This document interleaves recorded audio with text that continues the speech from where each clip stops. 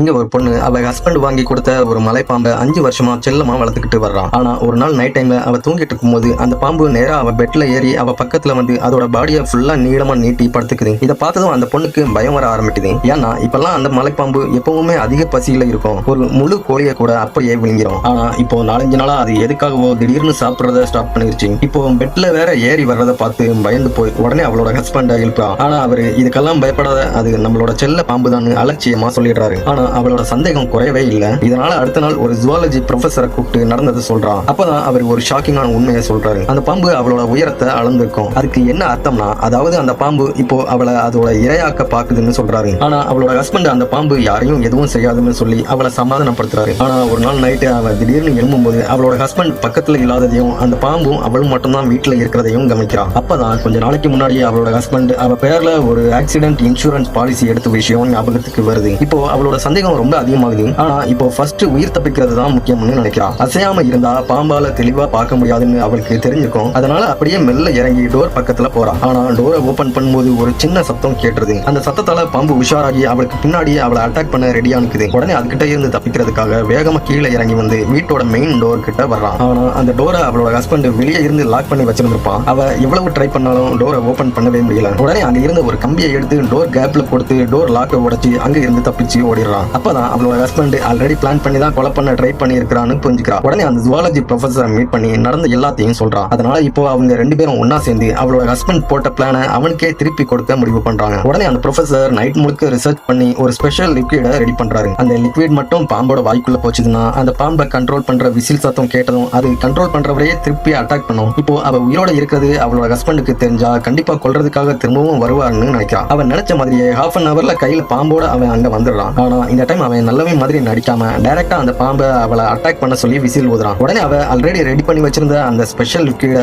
பாம்போட வாய்க்குள்ள கரெக்டா ஊத்திடுறான். அடுத்த செகண்ட்லயே அந்த பாம்பு சடனா அவன் பக்கமா திரும்பி அவனை காலி பண்ணிடுது.